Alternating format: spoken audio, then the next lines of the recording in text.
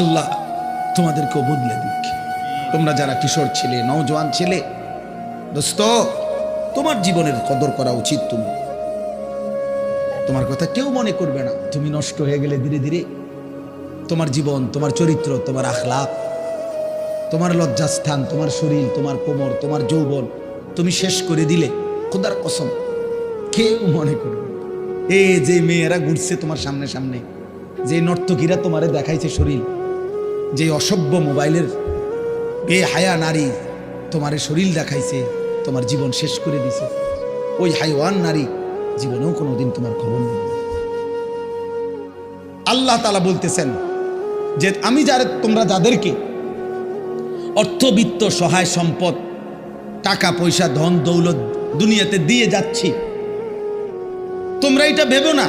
আল্লাহ বলে নাফরমান মনে মনে ভাবতেছে আল্লাহ তাও আমার উপরে রাজি, বলে আমার এটি দেখা, আমার এদিকে কি সুন্দরে ভাত তরকারি খাওয়া, এত চুরি করি, আমার দিকে কোনো অসুবিধা হয় না। বুঝলেন না কথা?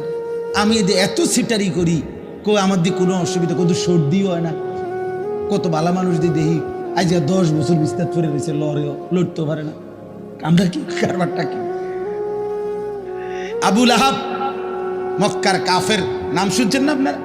নবীজি সাল্লাল্লাহু আলাইহি সাল্লামের বিরোধিতাকারীদের মধ্যে সবচেয়ে বেশি বিরোধিতাকারী যে কয়েকজন, এর মধ্যে একজন আবু লাহাব। সাহাবীরা ওরে বলতো, নবীর সাহাবীরা, এই আবু লাহাব।